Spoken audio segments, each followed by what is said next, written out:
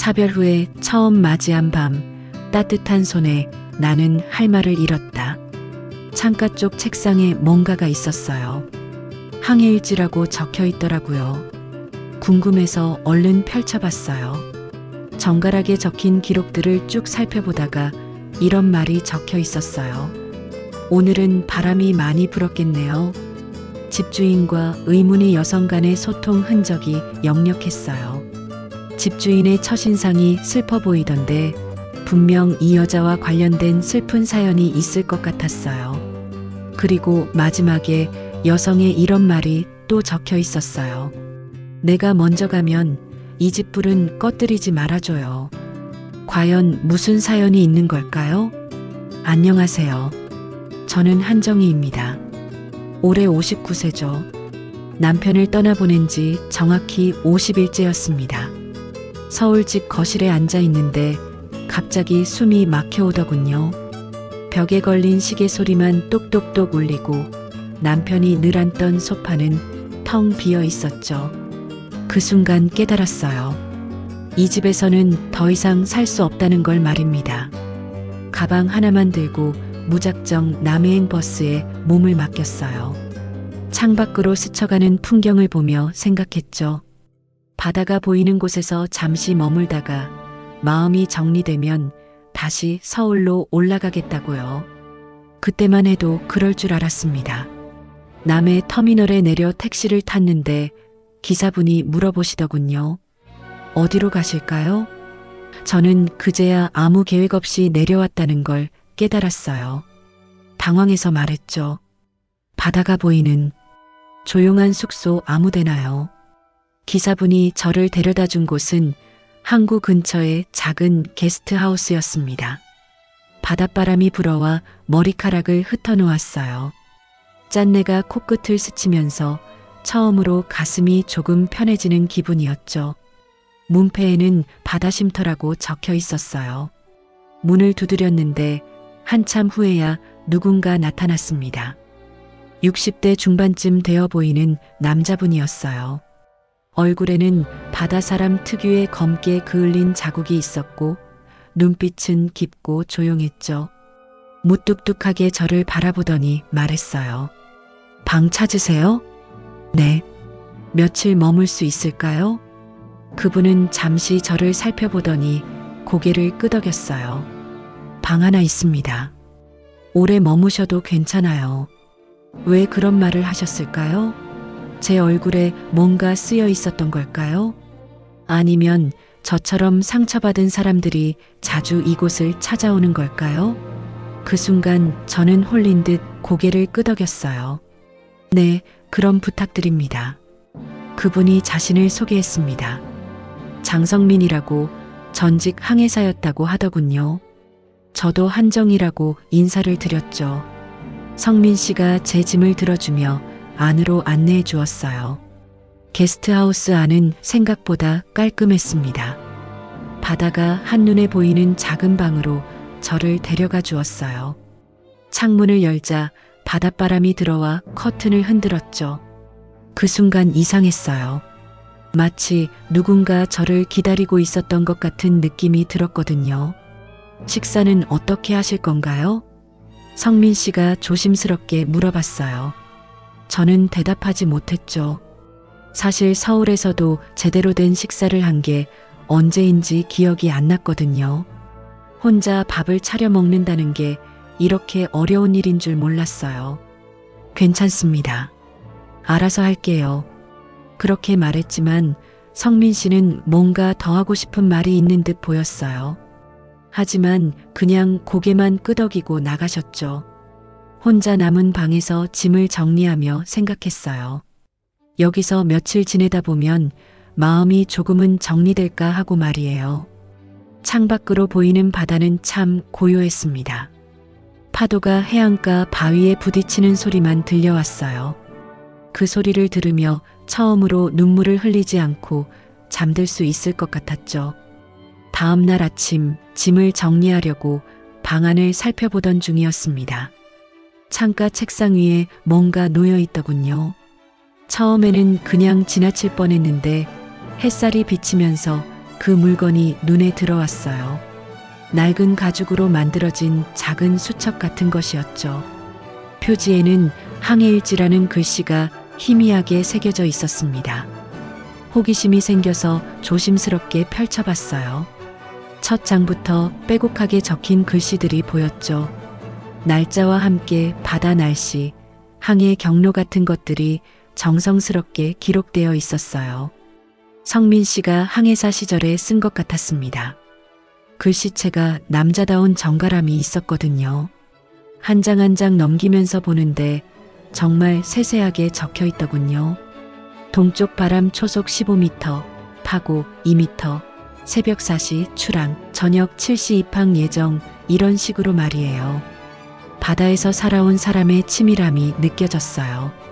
그런데 중간쯤 넘기다가 뭔가 다른 글씨를 발견했어요.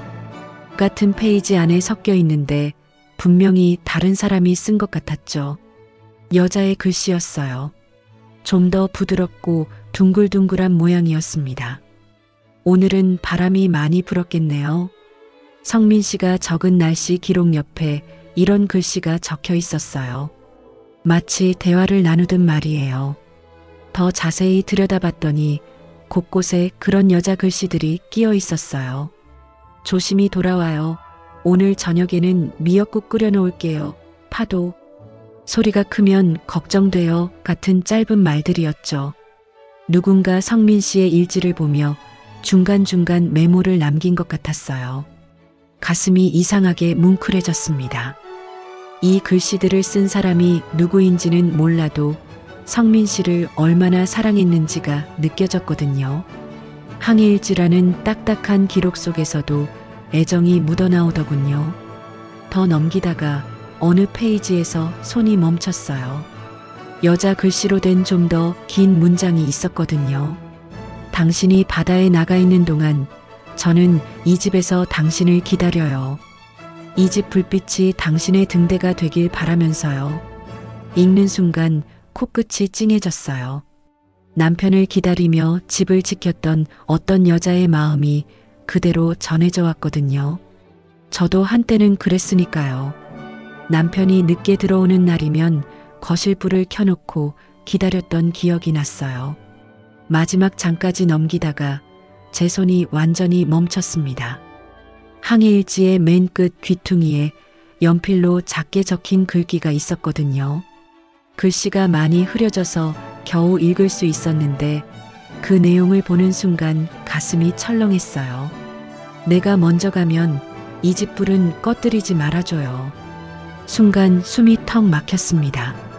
손이 떨려서 일지를 떨어뜨릴 뻔했죠. 이 한 줄이 무슨 뜻인지 너무나 명확하게 알 것 같았어요. 누군가 성민 씨를 사랑했고 자신이 먼저 세상을 떠나더라도 성민 씨가 이 집을 지켜주길 바랐던 거죠. 가슴이 두근거렸어요. 이 집이 단순한 게스트하우스가 아니라는 걸 깨달았거든요. 누군가의 사랑이 머무는 곳이었던 거죠. 미완의 사랑이 아직도 이 집 곳곳에 남아있는 것 같았어요. 그제야 어제 성민 씨가 했던 말이 떠올랐어요. 오래 머무셔도 괜찮다고 했던 그 말 말입니다. 혹시 성민 씨도 저처럼 누군가를 잃고 혼자 남은 사람이었던 걸까요? 그래서 상처받은 사람들을 이해하고 머물 곳을 내어주는 걸까요? 항해일지를 조심스럽게 덮으며 생각했습니다. 저만 외로운 게 아니었구나 하고 말이에요. 항해일지를 덮고 나서도 마음이 계속 무거웠어요. 창밖으로 해가 기울어가는 게 보였는데 어느새 저녁 시간이 다가오고 있었죠. 배가 고픈 건지 아닌지도 잘 모르겠더군요. 요즘 들어서는 먹는 것에 대한 감각이 많이 무뎌져 있었거든요. 서울에 있을 때도 그랬어요. 혼자 밥을 차려 먹는다는 게 이렇게 어려운 일인 줄 몰랐죠. 냉장고를 열어봐도 뭘 해먹어야 할지 모르겠고 설사 뭔가 만들어도 혼자 먹기엔 너무 많고 말이에요. 그래서 대부분 편의점에서 김밥이나 도시락을 사다 먹곤 했습니다. 방 안에서 멍하니 앉아 있는데 밖에서 누군가 저를 부르는 소리가 들렸어요. 정희 씨? 성민 씨 목소리였습니다. 문 앞까지 나가보니 성민 씨가 앞치마를 두르고 서 있더군요. 얼굴에는 약간 쑥스러운 표정이 떠 있었어요. 저기, 혹시 괜찮으시다면? 성민 씨가 말을 머뭇거리더니 조심스럽게 말을 이었어요. 혼자 드시기 싫으시죠? 저도 그래서요. 그 말을 듣는 순간 가슴 한편이 따뜻해졌어요. 성민 씨도 저와 같은 마음이었구나 싶었죠. 혼자 밥 먹는 게 이렇게 외로운 일인 줄 함께 살던 사람을 잃어본 사람만이 알 거예요. 네, 좋습니다. 고맙습니다. 성민 씨가 환하게 웃으며 저를 거실로 안내해 주었어요. 거실 한쪽에 놓인 작은 식탁 위에는 이미 음식들이 차려져 있었죠. 처음 본 순간 눈이 휘둥그레졌어요. 따끈따끈한 매생이국이 2그릇 놓여 있었고 노릇하게 구워진 고등어 1마리가 접시 위에 올려져 있었어요. 김치며 멸치볶음, 시금치나물까지 정성스럽게 차려져 있더군요. 얼마나 오랜만에 보는 정성스러운 밥상인지 몰라요. 어떻게 이런 걸 다 준비하셨어요? 뭐려? 저도 어차피 해먹어야 하는 거라 조금 더 만든 것뿐입니다. 성민 씨가 겸손하게 말했지만 분명히 저를 위해 특별히 신경 쓴 게 느껴졌어요. 매생이국 냄새가 코끝으로 올라오면서 갑자기 어머니 생각이 났습니다. 어머니도 겨울이면 매생이국을 자주 끓여주셨거든요. 자, 식기 전에 드세요. 성민 씨가 권하자 저는 조심스럽게 숟가락을 들었어요. 매생이국 한 숟갈을 떠서 입에 넣는 순간 따뜻함이 목구멍을 타고 내려갔죠. 진짜 오랜만에 느끼는 집밥의 맛이었어요. 그런데 이상했어요. 국물을 삼키는 순간 갑자기 눈앞이 흐려지더니 눈물이 주르르 흘러내렸어요. 처음에는 뜨거워서 그런 줄 알았는데 계속 눈물이 멈추지 않았죠. 괜찮으세요? 성민 씨가 걱정스럽게 물어봤어요. 저는 고개를 숙이고 눈물을 닦으려 했는데 더 많은 눈물이 쏟아져 나왔어요. 숟가락을 든 손도 떨리고 목도 메어서 제대로 말이 나오지 않았습니다. 죄송해요. 겨우 그 말을 꺼냈는데 목소리가 완전히 갈라져 버렸어요. 누가 밥을 차려준 게 언제였는지 기억도 안 나서요. 그렇게 말하고 나니 더 이상 참을 수가 없었어요. 지난 몇 달 동안 혼자 끙끙 앓았던 외로움이 한꺼번에 터져 나오는 것 같았죠. 남편이 세상을 떠난 후로 정말 아무도 저를 위해 밥을 차려준 사람이 없었거든요. 성민 씨는 아무 말 하지 않고 가만히 기다려 주었어요. 그저 조용히 앉아서 제가 울음을 그칠 때까지 기다려주는 거였죠. 그 배려가 더욱 고마웠어요. 한참 후에야 눈물을 멈출 수 있었습니다. 얼굴을 들어보니 성민 씨도 조금 울먹한 표정이었어요. 저도 그래요. 누가 차려준 밥을 먹는 게 이렇게 그리운 일인 줄 몰랐어요. 성민 씨의 말에 저는 또 코끝이 찡해졌지만 이번에는 눈물을 참을 수 있었어요. 혼자가 아니라는 게 이렇게 위로가 되는구나 싶었죠. 그날 함께 저녁을 먹은 후로 성민 씨와 조금씩 가까워지기 시작했어요. 아침에 마주치면 인사를 나누고 가끔은 짧은 대화도 했죠. 성민 씨는 생각보다 말이 많지 않은 분이었지만 저를 배려하는 마음이 곳곳에서 느껴졌어요. 사흘째 되던 날이었습니다. 냉장고가 텅 비어 있다는 걸 깨달았어요. 서울에서 가져온 짐도 얼마 없었고 이제는 장을 봐야 할 시간이었죠. 성민 씨에게 시장이 어디 있는지 물어봤더니 직접 안내해 주겠다고 하더군요. 이 동네 처음이시니까 같이 가는 게 좋겠어요. 길도 복잡하고요. 마다할 이유가 없었죠. 함께 게스트하우스를 나서서 마을 안쪽으로 걸어갔어요. 골목길을 지나면서 성민 씨가 이것저것 설명해 주었습니다. 어디가 맛있는 식당이고 어디서 싱싱한 생선을 파는지 말이에요. 저기 보이는 할머니 가게에서 나물 사세요. 다른 곳보다 훨씬 저렴하고 맛있어요. 네, 감사합니다. 이런 대화를 나누면서 걷는데 이상하게 마음이 편했어요. 오랜만에 누군가와 나란히 걸어본다는 게 새로웠죠. 남편과도 마지막 몇 년간은 이렇게 함께 나들이한 기억이 거의 없었거든요. 시장에 도착해서 이것저것 장을 봤어요. 채소며 생선, 쌀까지 필요한 것들을 하나씩 골라 담았죠. 성민 씨가 옆에서 도움을 주었는데 덕분에 바가지 쓰지 않고 좋은 것들을 살 수 있었어요. 이렇게 많이 사셨는데 무겁지 않으세요? 성민 씨가 제 손에 들린 봉지들을 보며 걱정하더군요. 사실 조금 무거웠지만 괜찮다고 했어요. 그런데 성민 씨가 제 손에서 봉지 몇 개를 자연스럽게 받아들었죠. 저도 빈손인데 이 정도는 들어드려야죠. 그렇게 해서 장본 것들을 나눠들고 집으로 돌아오는 길이었어요. 날씨가 참 좋았거든요. 구름 한 점 없는 맑은 하늘이었는데 바닷바람도 시원하게 불어왔죠. 그런데 게스트하우스가 코앞에 보이는 순간 갑자기 하늘이 어두워지기 시작했어요. 구름이 몰려오더니 금세 빗방울이 떨어지기 시작한 거예요.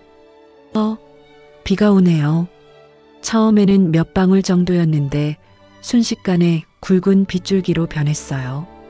우리는 황급히 뛰기 시작했는데 게스트하우스까지는 아직 50m 정도 남아 있었죠. 잠깐만요. 성민 씨가 갑자기 멈춰서더니 길가에 있는 작은 창고 쪽으로 달려갔어요. 저는 비를 맞으며 어리둥절하게 서 있었죠. 성민 씨가 창고 문을 열고 뭔가를 꺼내 들고 나왔어요. 우산이었습니다. 그런데 가까이 보니까 남자가 쓸 법한 검은 우산이 아니었어요. 연분홍 바탕에 작은 꽃무늬가 그려진 명백히 여성용 우산이었죠. 성민 씨가 우산을 펼치더니 제게 다가왔어요. 빨리 들어오세요. 저는 주저했어요. 그 우산이 누구 것인지 너무나 뻔했거든요. 아마 항해일지에 글씨를 남긴 그 여자분의 우산일 거예요. 성민 씨의 아내였을 그분 말이에요. 괜찮습니다. 그냥 뛰어갈게요. 안 됩니다. 이렇게 쏟아지는데 어떻게 뛰어가세요? 성민 씨가 단호하게 말하면서 우산을 제 위로 가져다 댔어요. 어쩔 수 없이 우산 아래로 들어갔죠. 우산이 생각보다 작아서 두 사람이 들어가기에는 좀 좁았어요. 어깨가 맞닿을 정도로 가까이 서게 되었죠. 성민 씨의 체온이 느껴졌고 남자 특유의 은은한 냄새도 맡을 수 있었어요. 가슴이 두근거리기 시작했어요. 우산을 잡은 성민 씨의 손과 제 손이 우산 손잡이 부분에서 만났어요. 순간적으로 손등이 살짝 스쳤는데 마치 전기가 통하는 것 같았죠. 깜짝 놀라서 손을 빼려고 했는데 성민 씨도 똑같이 당황한 표정이었어요. 죄송합니다. 성민 씨가 어색하게 고개를 돌리면서 말했어요. 얼굴이 약간 빨개진 것 같았죠. 저도 마찬가지였어요. 가슴이 쿵쾅쿵쾅 뛰면서 이런 제 자신이 낯설었어요. 남편을 떠나보낸 지 이제 겨우 몇 달밖에 안 됐는데 다른 남자에게 이런 감정을 느끼다니요. 죄책감이 밀려왔어요. 하지만 동시에 오랜만에 느끼는 설렘이기도 했죠. 빨리 들어가요. 성민 씨가 말했지만 목소리에 어색함이 묻어 있었어요. 우리는 서둘러 게스트하우스까지 걸어갔죠. 50m가 이렇게 짧으면서도 긴 거리인 줄 몰랐어요. 현관에 도착해서 우산을 접는 동안 우리는 서로 눈을 마주치지 못했어요. 뭔가 변했다는 걸 둘 다 느끼고 있었지만 그걸 인정하기엔 아직 너무 어색했죠. 우산 고맙습니다. 네, 뭐려. 짧은 인사를 나누고 각자 방으로 들어갔어요. 문을 닫고 나서도 가슴은 계속 뛰고 있었죠. 창밖으로 보니 비는 여전히 거세게 내리고 있었어요. 우산 사건 이후로 며칠이 지났어요. 성민 씨와 저 사이에는 미묘한 변화가 생겼죠. 서로 의식하게 되었다고 할까요? 전보다 대화할 때 조심스러워졌고 눈을 마주치는 것도 어색해졌어요. 하지만 나쁘지 않았어요. 오히려 오랜만에 느끼는 떨림이었죠. 그날도 혼자 장을 보러 나갔습니다. 성민 씨가 함께 가자고 했지만 이번에는 혼자 가보고 싶었어요. 동네 지리도 어느 정도 익혔고 혼자서도 충분히 할 수 있을 것 같았거든요. 마을 장터는 생각보다 작았어요. 할머니, 할아버지들이 운영하는 작은 가게들이 모여 있었죠. 채소 파는 할머니, 생선 파는 아저씨, 반찬 가게 사장님까지 이제는 제 얼굴을 알아보고 반갑게 인사해 주시더군요. 아, 성민이네 손님이구나. 어떻게 지내요? 네, 잘 지내고 있어요. 이런 대화를 나누면서 장을 보는데 뭔가 시선이 느껴졌어요. 뒤돌아보니 한 여자분이 저를 빤히 쳐다보고 있었죠. 50대 중반쯤 되어 보이는데 머리를 곱게 염색하고 화장도 진하게 한 분이었어요. 그분이 저에게 다가오더니 말을 걸었어요. 혹시 성민 씨 게스트하우스에 머무시는 분이세요? 네, 맞습니다. 아, 그래요. 저는 박미란이라고 해요. 이 동네에서 쭉 살아온 사람이에요. 박미란 씨는 친근하게 웃으면서 자신을 소개했어요. 하지만 웃음 속에 뭔가 차가운 것이 느껴졌죠. 직감적으로 좋지 않은 기운이 느껴졌어요. 서울에서 오셨다면서요? 언제까지 계실 건가요? 아직 정하지 못했어요. 그래요? 성민 씨가 참 친절하죠. 특히 혼자 계신 여자분들한테는 더욱 그래요. 박미란 씨의 말에 뭔가 가시가 있다는 걸 느꼈어요. 단순한 호기심이 아니라 다른 의도가 있는 것 같았죠. 혹시 실례가 안 된다면 커피 한잔 하면서 얘기할까요?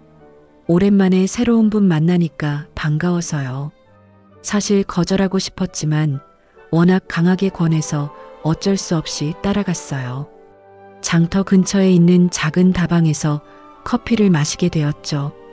서울 생활 힘드셨을 텐데 이런 시골까지 혼자 오시다니 대단하세요. 그냥 잠시 쉬고 싶어서요.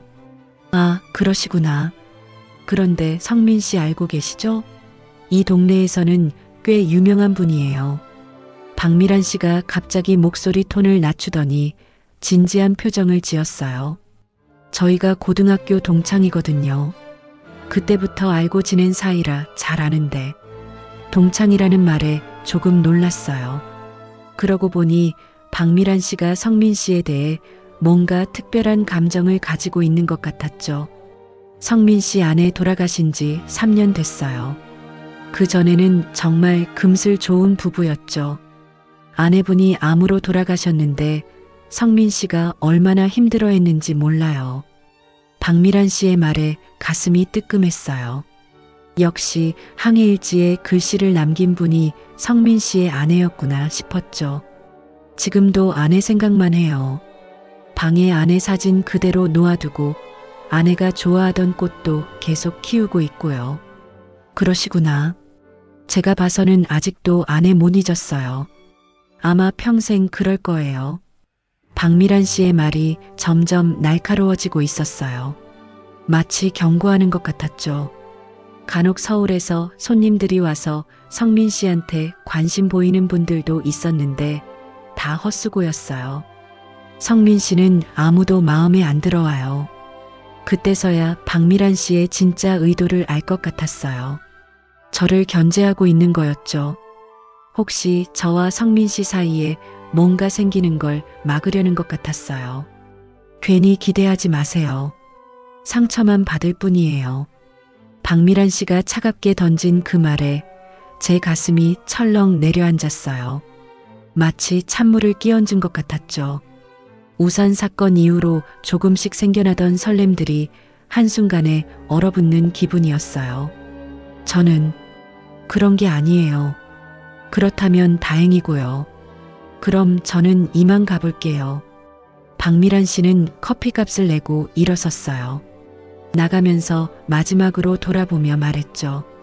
성민 씨 좋은 분이니까 힘들게 하지는 말아주세요.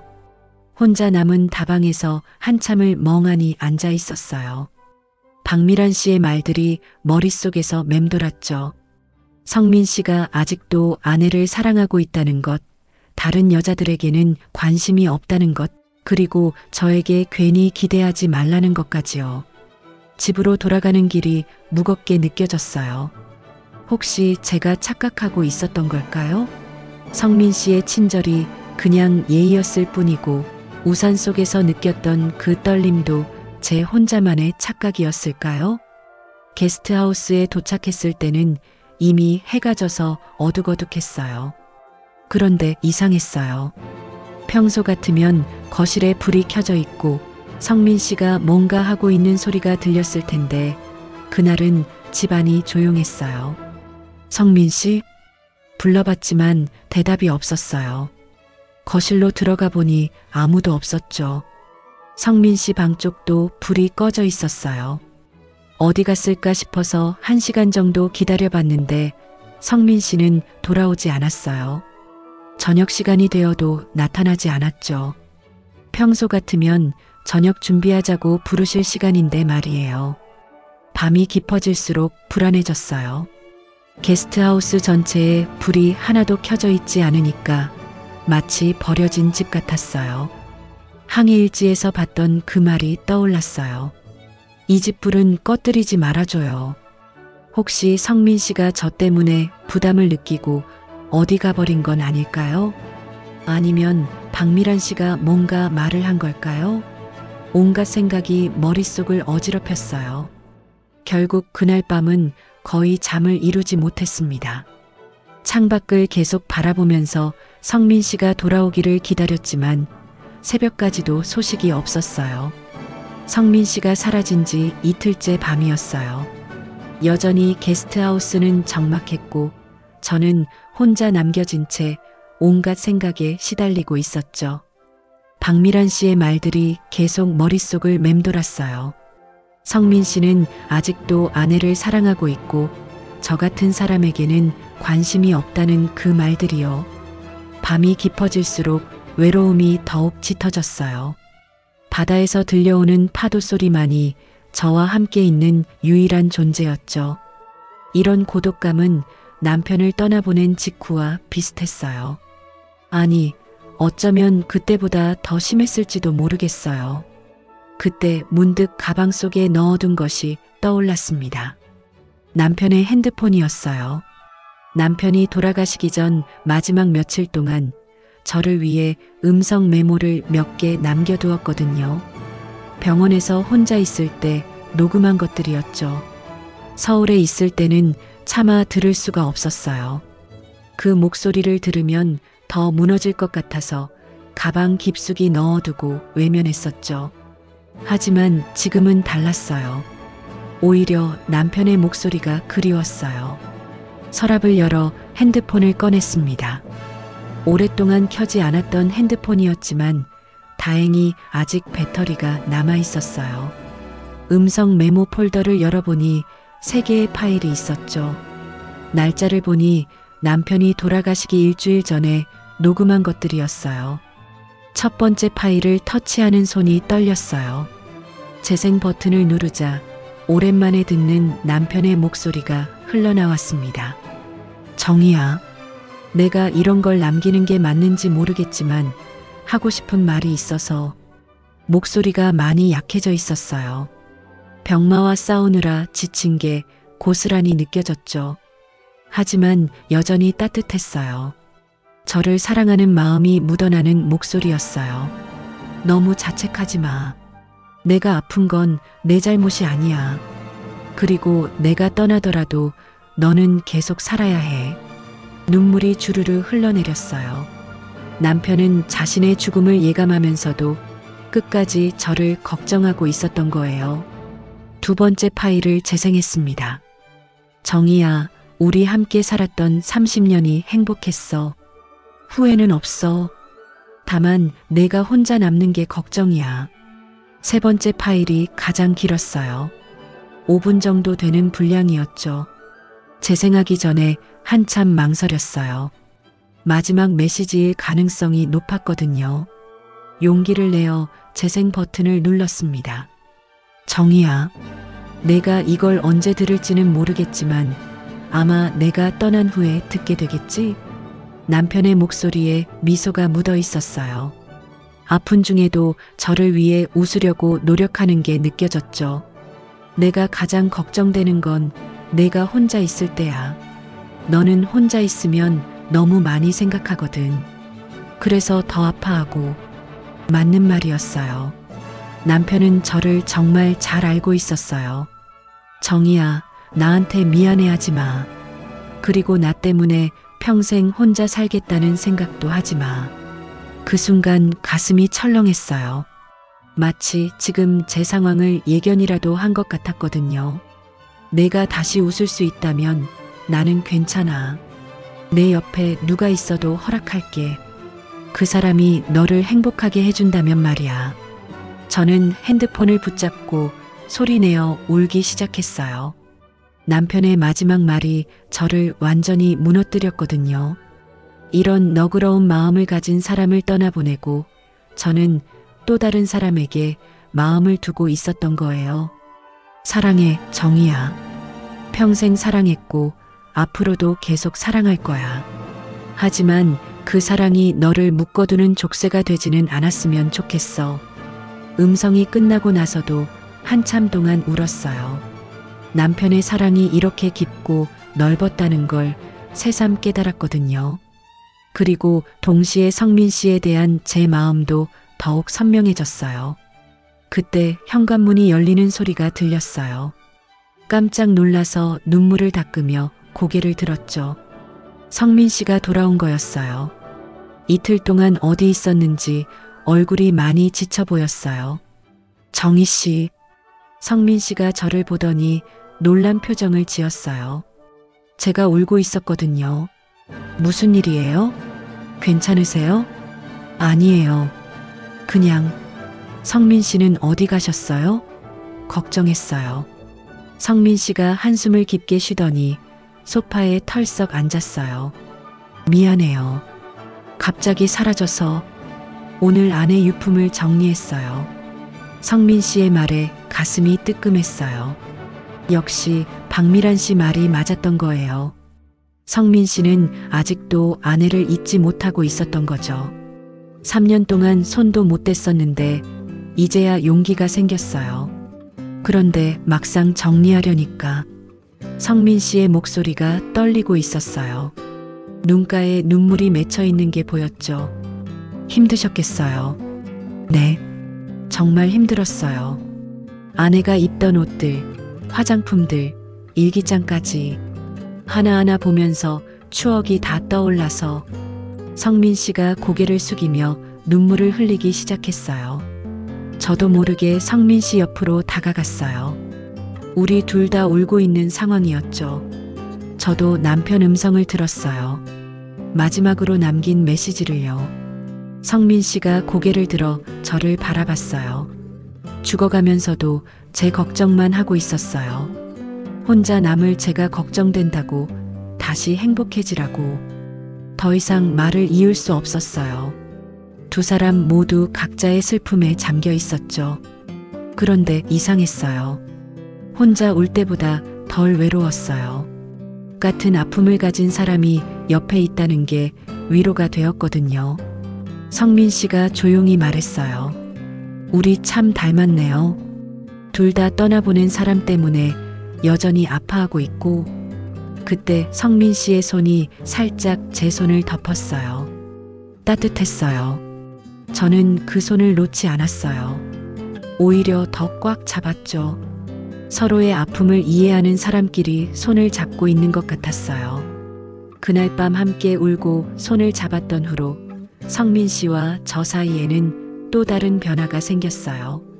이전의 어색함이나 조심스러움과는 다른 종류의 편안함이었죠. 서로의 아픔을 나눈 사람들만이 가질 수 있는 그런 유대감이었어요. 며칠 동안 우리는 자연스럽게 일상을 함께 나누기 시작했어요. 아침에 일어나면 성민 씨가 커피를 내려주었고 저는 간단한 아침을 준비했죠. 대화도 많아졌어요. 서로의 과거에 대해서도 조금씩 이야기하게 되었고요. 성민 씨는 아내와 결혼한 지 25년째 되던 해에 아내를 잃었다고 했어요. 갑작스러운 암선고였고 1년간 투병 생활을 했지만 결국 이길 수 없었다고 하더군요. 그 이야기를 할 때 성민 씨의 눈가에는 여전히 슬픔이 묻어 있었어요. 아내가 마지막에 한 말이 있어요. 이 집 불을 꺼뜨리지 말라고 했어요. 등대처럼 항상 켜두라고요. 그제야 항해일지에서 봤던 그 글귀의 진짜 의미를 알 것 같았어요. 아내분이 성민 씨를 얼마나 사랑했는지, 그리고 성민 씨가 외롭지 않기를 바랐는지가 느껴졌죠. 그래서 3년 동안 이 집을 게스트하우스로 운영하면서 밤에는 항상 불을 켜두었어요.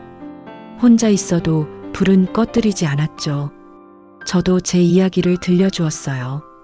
남편과의 30년 결혼 생활, 아이가 없어서 더욱 서로에게만 의지했던 것들, 그리고 남편이 떠난 후의 공허함까지요. 성민 씨는 묵묵히 들어주었어요. 이렇게 며칠이 지나던 어느 날 저녁이었어요. 함께 저녁을 먹고 거실에서 차를 마시고 있는데 성민 씨가 갑자기 조심스럽게 말을 꺼냈어요. 정희 씨, 네, 혹시 제가 너무 이상한 얘기를 하는 건 아닌지 모르겠는데요. 성민 씨의 목소리에 긴장감이 돌았어요. 무슨 말을 하려는 건지 궁금했죠. 이 집 불을 혼자 지키는 게 가끔은 힘들어요. 아내와의 약속이니까 지켜야 한다고 생각했는데 요즘에는 생각이 조금 달라졌어요. 성민 씨가 창밖을 바라보며 말했어요. 바다에서 불어오는 바람이 커튼을 살랑이게 했죠. 혹시 이 집 불을 혼자 지키지 않아도 된다면, 함께 지킬 수 있다면 좋겠다는 생각이 들어요. 그 말을 듣는 순간 가슴이 두근거렸어요. 성민 씨가 무슨 뜻으로 하는 말인지 알 것 같았거든요. 하지만 확신은 서지 않았어요. 무슨 뜻이세요? 정희 씨와 함께라면 이 집이 더 따뜻해질 것 같아요.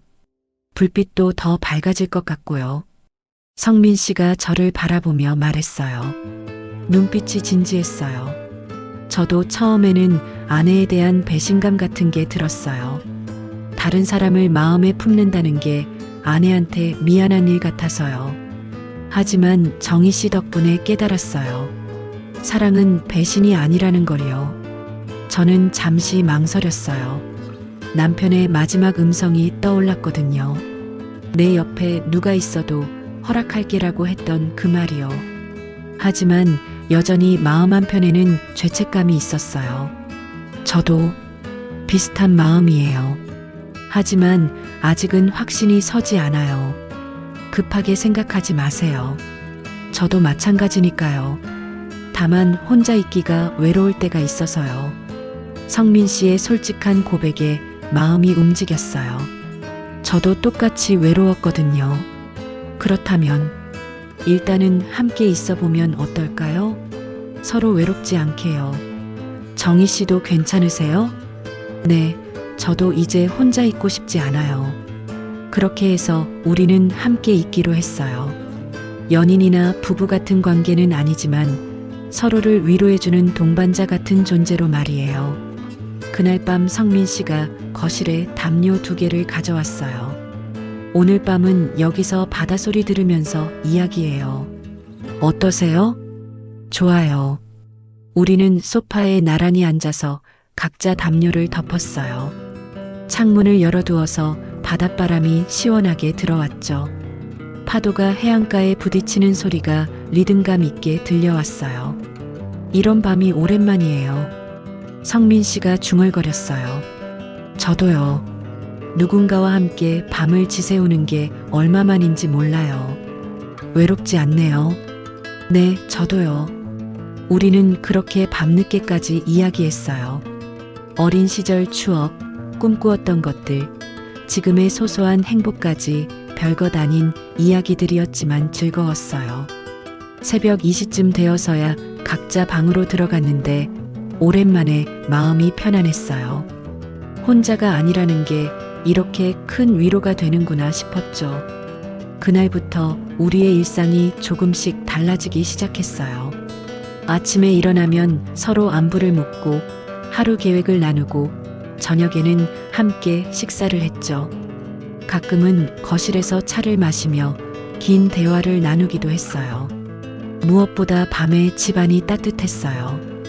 혼자 있을 때는 적막하기만 했던 게스트하우스가 이제는 정말 집 같은 느낌이 들었거든요. 성민 씨 말이 맞았어요. 불빛이 더 밝아진 것 같았어요. 항해일지에 적힌 그 말의 의미도 조금 달라진 것 같았어요. 이 집 불을 꺼뜨리지 말라는 말이 단순히 전기를 켜두라는 뜻이 아니라 이 집의 온기와 사랑이 머물게 하라는 뜻이었을지도 모르겠어요.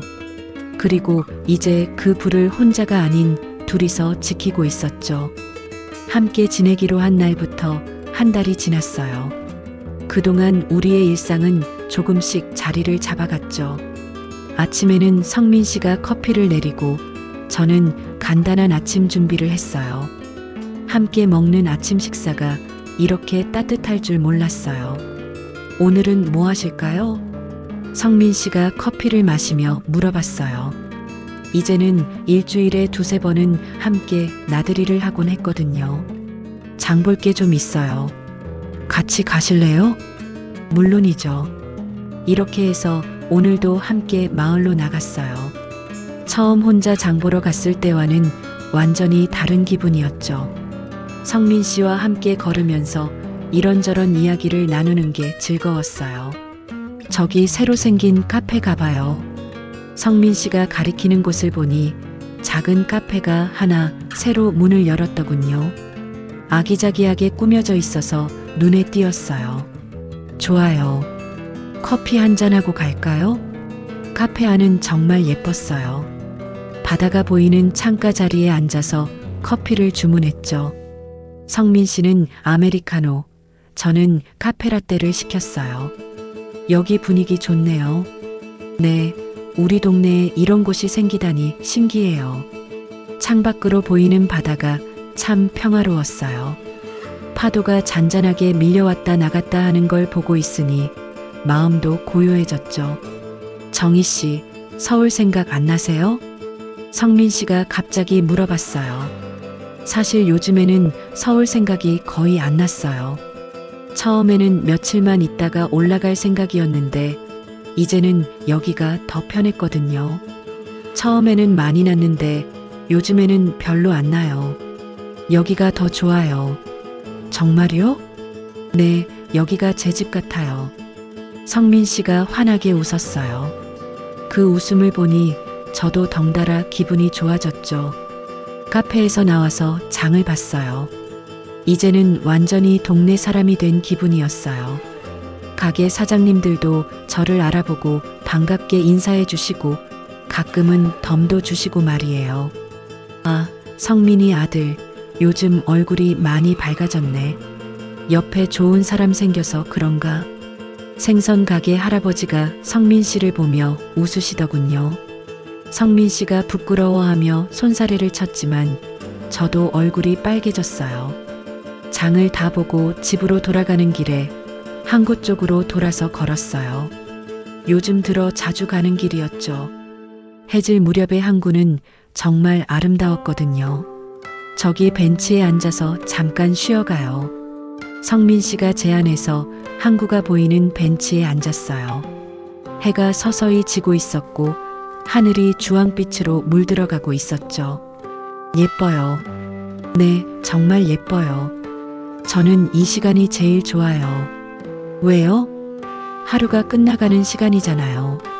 평화로운 마무리 같은 느낌이에요. 성민 씨의 말을 들으며 생각해 봤어요. 정말 평화로운 하루의 마무리였죠. 함께 장도 보고 카페에서 커피도 마시고 이렇게 석양도 보고 말이에요. 집에 돌아와서는 함께 저녁 준비를 했어요. 이것도 이제는 자연스러운 일상이 되었죠. 성민 씨는 생선을 손질하고 저는 반찬을 준비했어요. 정희 씨 요리 솜씨가 늘었어요. 정말요? 성민 씨 덕분에 요리하는 재미를 다시 느끼고 있어요. 함께 준비한 저녁을 먹으면서 오늘 하루 있었던 일들을 이야기했어요. 카페에서 본 예쁜 소품들, 할아버지가 해주신 재미있는 이야기들, 항구에서 본 아름다운 석양까지요. 식사를 마치고 설거지를 하는데 문득 현실적인 생각이 들었어요. 저는 언제까지 여기 있을 수 있을까요? 서울에 있는 집은 어떻게 할까요? 이런 애매한 관계로 계속 지내도 되는 걸까요? 성민 씨, 네, 제가 너무 오래 머물고 있는 건 아닌가요? 갑자기 불안해졌어요. 혹시 성민 씨에게 부담이 되고 있는 건 아닐까 싶었거든요. 무슨 소리세요? 전혀 그렇지 않아요. 하지만 저는 아직 서울에 집도 있고 이렇게 계속 있어도 되는 건지 제 마음속 불안이 터져 나왔어요. 사실 며칠 전부터 계속 고민하고 있던 문제였거든요. 이 나이에 다시 시작해도 될까요? 새로운 관계를, 새로운 삶을 말이에요. 성민 씨가 설거지하던 손을 멈추고 저를 바라봤어요. 잠시 생각하더니 따뜻하게 웃었어요. 정희 씨, 나이가 몇 살인지가 중요한 게 아니에요. 마음이 중요한 거죠. 하지만 지금이 제 인생에서 가장 따뜻한 계절입니다. 성민 씨의 말에 가슴이 뭉클해졌어요. 정희 씨가 오기 전에는 그냥 하루하루 지내는 거였어요.